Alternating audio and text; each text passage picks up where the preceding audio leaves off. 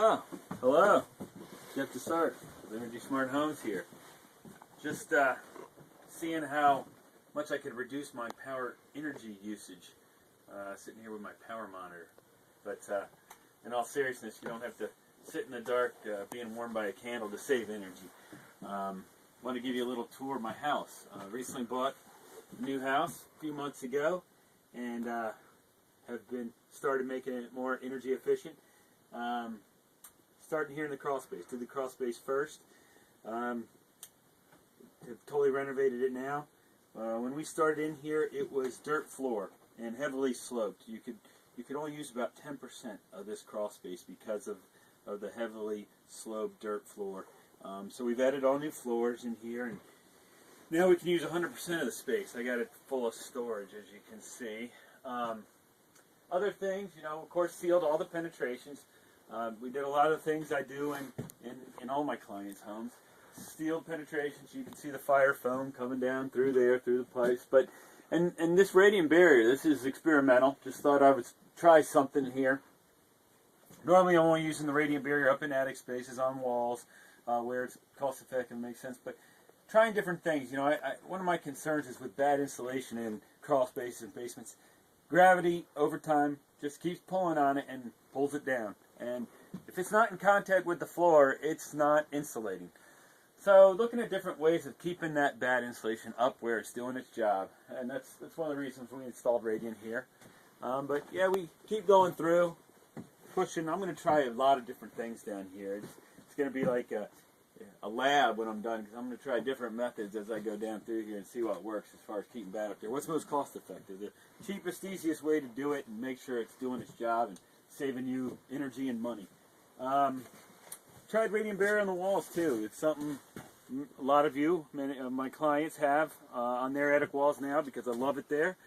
But I'm trying it in a crawl space, and got to use my new power monitoring tools, the one you just saw, and ones I'm going to show you to see the effectiveness of doing this. Checking the energy usage before and after I install this. So got radiant barrier on all my walls down here. Over here, more of the same stuff you've seen if I've weatherized your house. Sealed penetrations right up here. You can see the, thanks for giving us some light, David. You can see the foam, the fire foam around where a duck boot is penetrating through the floor. So done that for many of you and done it down here. But one thing I really wanted to focus on today was my thermostat. We're an authorized dealer with Bay Web Thermostats. We're an authorized dealer because I scoured the internet for all and was looking at every thermostat I could find, and I felt like this was the best. Not just the best, no matter cost, no issue, but the best value. And that's what Energy Smart Homes is all about: is the best value, finding the best products in the most cost-effective manner that make the most sense and give you the best return on investment. So that's what I'm going to talk to you about this thermostat today. This is the control module. It connects to the thermostat upstairs and connects to your unit and connects to the internet right here.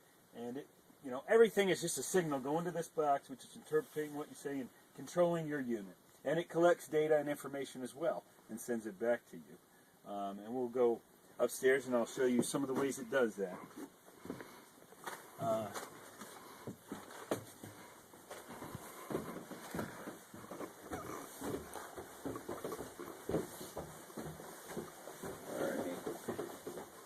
Right over here, I'll show you my thermostat. So where you have your thermostat in your house, this is what would go there. It's small. It's very nice looking. You can get it in about 100 different colors, so whatever color suits you. It's touchscreen. You can change the temperature right there. You can change from heating to cooling. You can hold the system.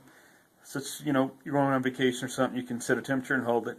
And you can turn on and off the fan, put it in auto. If I change it, set for 62 right now, if I change it, say, to 64, it'll hold that until my program takes over at the next cycle. So it's probably set, today's Tuesday, it's the middle of the day. I'm supposed to be at work, I'm not supposed to be here. So it's 62 all day. And now it's going to stay at 64 until around 5 o'clock, when it's going to change to 70 to heat the house up for when everybody comes home. as I said, it's internet enabled. So you get on the internet, you go to the Bay Web page for their site. You put in your login information. You log in, and this is my system. Jeff's house is the first floor thermostat. Jeff's house second is the second floor thermostat. As you can see, the activity or the mode it's in is away because I'm away from the house. It's in heating mode.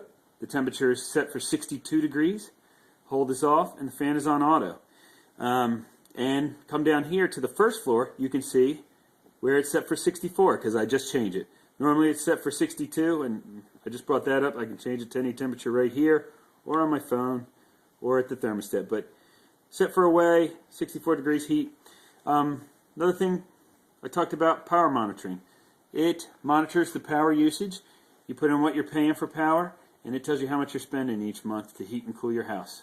So using this is another tool to check some of these different experiments I'm doing. So it's got the power monitoring, and it's got weather. Little weather station here tells me what's going on around my house. Another thing you can add, one thing I don't have, is occupancy sensors.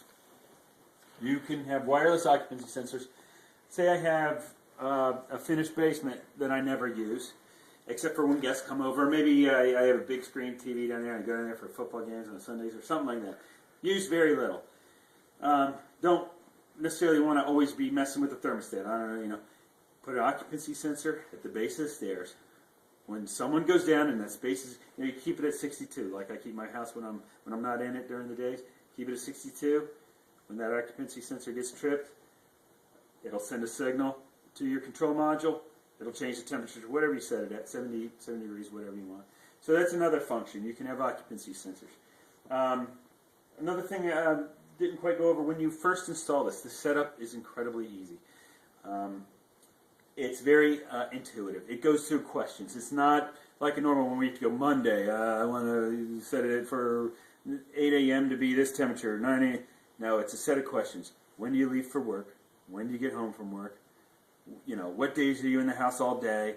It just goes through a set of questions, and it programs everything for you. And then, of course, you can go into the program and make adjustments as you want, but the setup is extremely easy.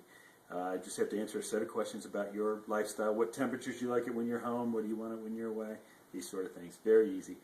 Let me also show you more control. You can have it if you have a smartphone, which many people do. There's an application that works with any smartphone. Tap on your application, you log in, and there it is again. This is my second floor. It's in away mode, heat mode, set for 62. I can go right here. I can change to the first floor, Jeff's house, and there it is. It tells me it's 66 degrees in my house right now. The temperature is set for 64. I'm heating away. If you're on vacation, if you're going to be coming home from work one day, you go in and you don't feel well, you're going to come home, change it on your phone on your way to back to 70 degrees, whatever's comfortable for you. By the time you get home, it's comfortable waiting. The other great thing about the accessibility of being able to control your thermostats from any internet connection or your phone is when you're away, of course, but if you have rental properties, second properties that you want to control, a house in the mountains, a house at the beach, you want to keep it, so the pipes don't freeze at, 40 degrees or something when you're not there, but you're going to go there this weekend. It's about a 3-hour trip. Go ahead and start heating it up now. Go ahead and boop, boop, set it up, and it'll be warm when you get there. Those kind of things are nice. If you're, away and you're going to come home earlier than you thought, or stay longer than you thought, you can control things accordingly. So, it is the cheapest internet-enabled thermostat on the market. The best value. The functionality of it's great. I've had it in operation for a little over a month now. I love mine.